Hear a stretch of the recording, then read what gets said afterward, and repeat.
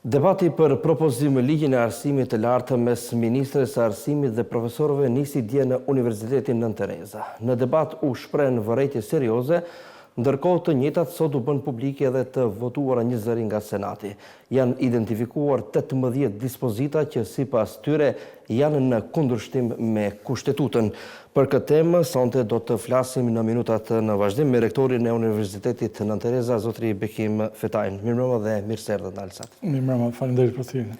Zotri Fetaj, ti marrim gjërat nga fillimi atëherë, cilat janë ato keni kërkuar që ligji të kthehet në ripunim, cilat janë pikat, cila është pika më kritike që e keni hasur, e keni vërejtur në këtë propozim ligj? Pikës parë ne përshëndesim iniciativën, çdo një prej nesh dëshiron që të ketë një ligj cilësor të arsimit të lartë. Mirë po, jemi të mendimit se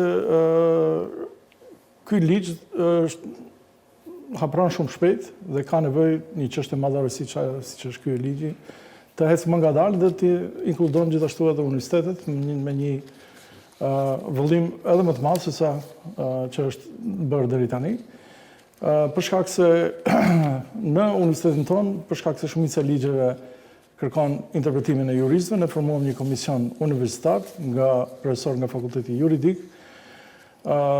Fillimisht 3 antarë, mirë pa ato pastaj kyçën gjithë kolegët e tyre të fakultetit dhe me një punë jashtëzakonisht intensive brenda 2 javëve kanë krijuar një analizë dhe vërejtje për problemet dhe çështjet të cilët nuk janë në frymën e akademisë dhe përparimit të universitetit.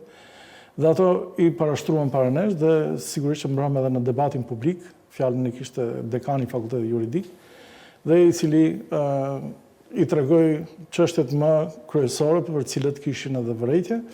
Ato më problematike kanë bënë me çështjen e autonomisë.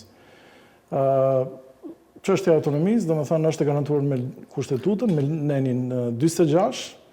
A cënon ky propozim ligj autonominë e universiteteve dhe në cilën formë? Po, sipas statistikave që kanë punu grupi punues, në 83% të rasteve, domethënë në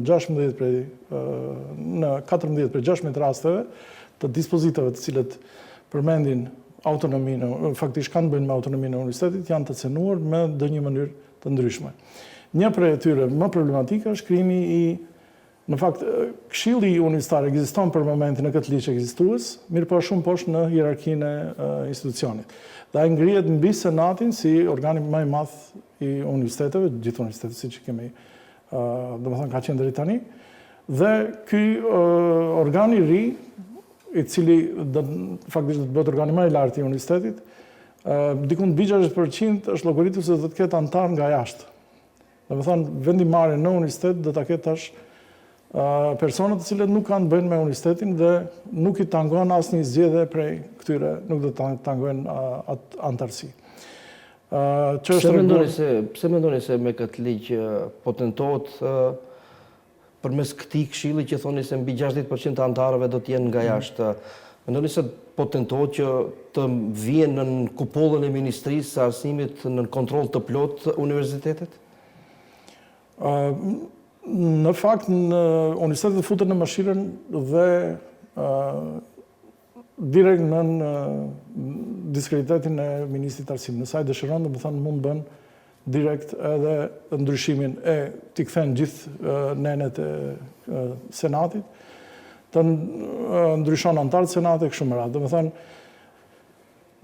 Këshilli Universitar, i cili nëse kalon ky ligj si i tillë, do të ketë shumë ingerencë mbi të gjithë, domethënë edhe ndryshimin e rektorëve të universiteteve, pa ndonjë, domethënë arsye tim, mjafton vetëm një vendim. Pra shihni edhe si problem në zgjedhjen e rektorëve në të ardhmen. Po, në fakt, po për shkak se sistemi i votimit do të ndryshon, do të shkon çdo gjë tash përmes do të ndërmirret. Zbehet roli i Senatit dhe Këshillit. Po, zbehet roli i universitetit për shkak se tash në vendimarrje do të kenë antarësi që do të zgjidhet prej jashtë universitetit. 4 do t'i zgjedh ministria, disa oda ekonomike, dhe aty kemi disa çështje pseudo-ekonomike, vetëm jo edhe ajo veri perëndimore, po edhe disa antarë tjerë të cilët do të zgjidhen, gjithsej domethënë fuqia vendimarrjes, domethënë është pozicionuar jashtë universitetit. Universiteti më nuk ka qasje në vendimarrje dhe është futur në situatë ku normalisht autonomia është vetëm me shkrim, po jo edhe formalisht. Sigurisht se këtë edhe juridikisht. Këtë edhe ja keni thënë edhe ministrës. Po, është. Më intereson të ditë se cili është reagimi i saj. Po, bashkë këtë çështje e prezantoi dekani edhe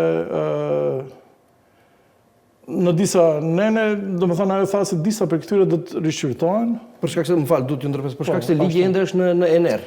Ka ende një është në ener, afat derisa të ne një shkryptohet. domethënë flitet domethënë për dy propozim ligje, një për arsimin e lartë dhe një për cilësinë e arsimit të lartë. Të dy ne i kalum nga vërejtjet nga gjithë profesorët, pastaj procesi i organizimit të mendimeve u dha mundësi që çdo profesori ta shprehë mendimin e tij në sistemin e mbrëmshëm, pastaj gjithë këto mendimet e tyre dhe punë dhe komisioni ka punuar paralelisht, i mblodhi gjithë mendimet e tyre dhe punën e vet dhe i shqyrtoi dhe i gjeti ligjet ku janë konfliktuos dhe gjithë i përmbledhëm në një dokument që e kaluam në Senat dhe dje në debat kryetari i komisionit, dekani i fakultetit, ja dorëzoi edhe domethënë në prezencën e gjithëve publikisht edhe ministreshës, po të njëjtat i kanë futur edhe në ener në sistem janë. Edhe njëjtat kopje do të shkojnë edhe zyrtarisht edhe një herë në Ministrinë e Arsimit, si tilla. Këtu edhe gjatë debatës ajo përmendi këto çështje, domethënë cenimi i autonomisë dhe se këto çështje duhet ndryshojnë dhe krijimi i këtij këshilli është në kundërshtim me parimet kryesore, sidomos ato të drejtat dhe liritë ndërkombëtare të parashikuara në Magna Chartën ku jemi nënshkrues, domethënë shumica e universiteteve, sidomos edhe shteti jonë është nënshkrues i këtyre deklaratave për drejtat universale, për autonominë e universiteteve. Kur jemi tek ligji, një ndër pikët kritike që keni bërë është edhe çështja e thirrjeve shkencore. Po, kishte një sër vërejtjesh që që lexuam në raportin e publikuar sot. Shkencore binte ndesh me ligjin 32 nga ligji i kushtetutës, i cili mbron të drejtat e punës. Nëse një profesor nuk i plotësonte kriteriumet radhën e dytë për të fituar, domethënë, thirrje më të lartë, e humbte vendin e punës. Dhe kjo normalisht mund të ketë edhe duhet mirën masa korrektuese dhe jo të menjëherë të humbë vendin e punës, domethënë një profesor ordinar radhën e dytë kur zgjidhet, nëse si plotëson kriteriumet, me automatizëm e humbte vendin e punës në versionin ekzistues dhe të krijojë pasiguri profesionale atë. Krijon pasiguri dhe është kundërshtim me ligjin për shkak se jetën mund të ketë punuar në universitet dhe në fund, domethënë për shkaqe X ose ka qenë së mursum ka punuar edhe sjell deri në humbjen e punës së tij. Dhe do të shumë shpejt pa masa korrektuese, pa domethënë edhe ligji për drejtat e punës, domethënë ka disa nene në të cilët e mbron domethënë punëtorin, edhe vim situatë ku punëtori në arsim nuk është i mbrojtur sa është i mbrojtur në sfera të tjera. A rrezikon thirrjet shkencore që në talmën të mos varen nga merita, por nga faktorë të tjerë? Dhe çfarë në fakt do të ndodhë nëse miratohet ky ligj me profesorët e rinj që nuk do të mund të arrijnë të deri te këto thirrje shkencore? Për profesorët e rinj është propozuar edhe një mundësi tash që të ngelin tani jetën në thirrje docent ose inordinar, dhe nëse nuk dëshirojnë të vazhdojnë më të tjetër, të rinjta e thirrje.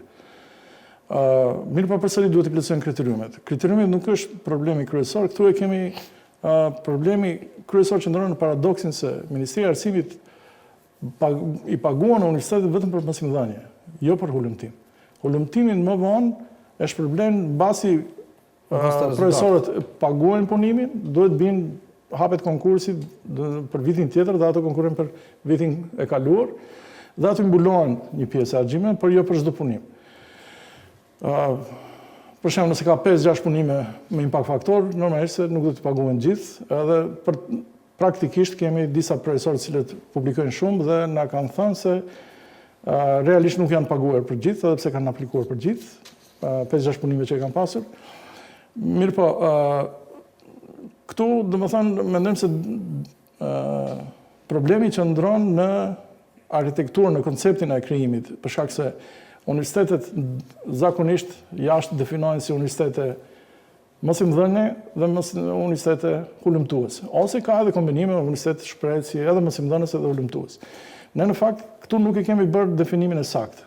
Edhe vetë zgjedhja e problemit është definimi i saktë i problemit. Këtu mendoj se është bërë një lëshim, nuk janë definuar saktë, a do të jemi tash universitete mësimdhënies, ulëmtuese apo mësimdhënie dhe ulëmtuese.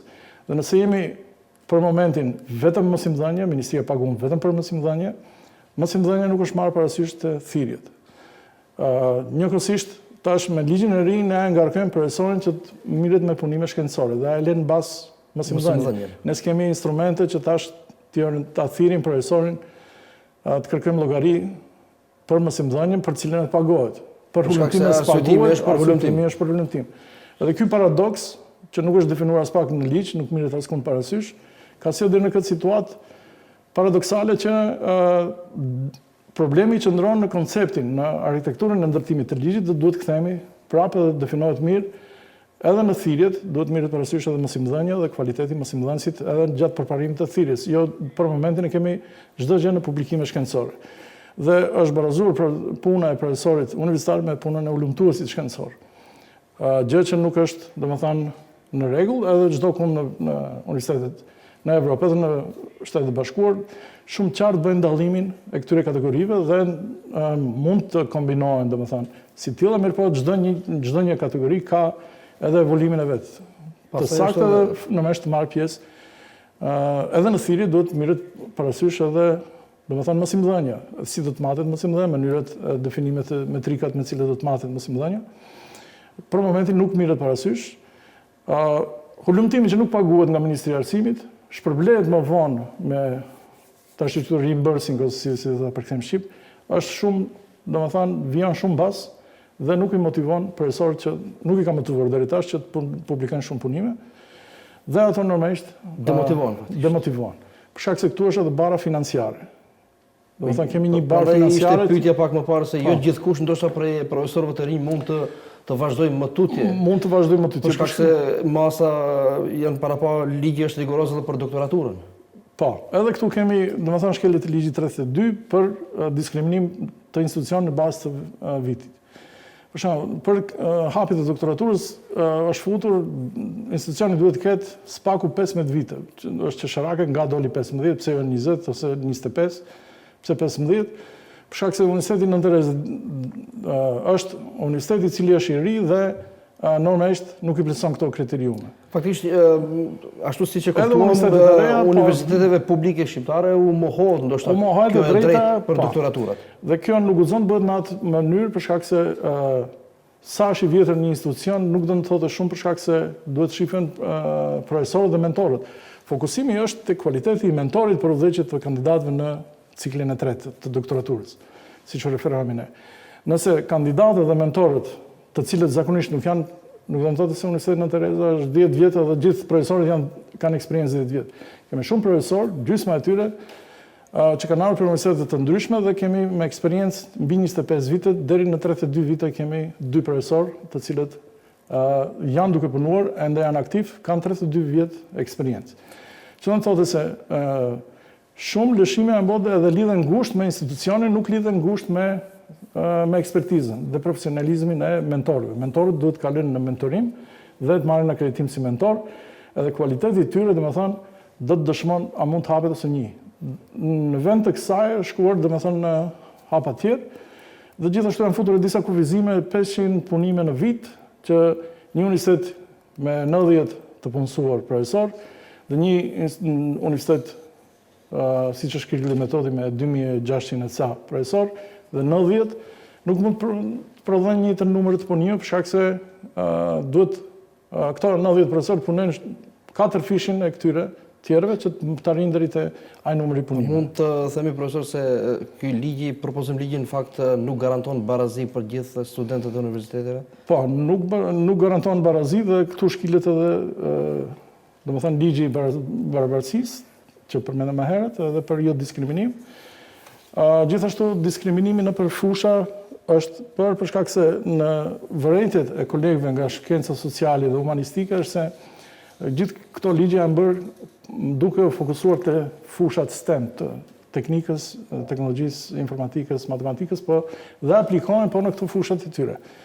Për shkak se një prej komenteve është për shembull në Fakultetin e Gjuhëve ku do të gjen ai revistë me impact faktor kur tema trajton specifikat e gjuhës shqipe.